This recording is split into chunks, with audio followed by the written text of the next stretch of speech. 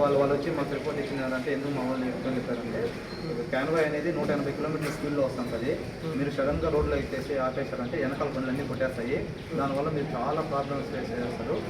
ఏదున్నా సామర్థ్యంగా ఫోన్ చెప్పి వాళ్ళే దగ్గర ఉండి మళ్ళీ మన ఈ సంఘానికి అధ్యక్షులు ఉంటారు సార్ అందరూ వీళ్ళు అక్కడ మళ్ళీ డిఎస్పీ గారు అందరూ వచ్చేసి లోపల అనౌన్స్ చేస్తే వాళ్ళు నలుగురు పార్టీస్ చేస్తారు. ఆ నలుగురు ఏంటంటే లోపల చెప్పేశారు సార్.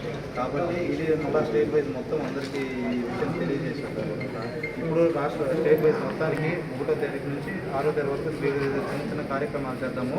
6వ తేదీ లోపల కానీ ఏ ఒక్క ఇది రాకపోతే ఖచ్చితంగా 7వ తేదీ బంద్ చేద్దాం అనేసి జస్ట్ ఇది ఇచ్చారు సార్. బంద్ పిలిపించారు.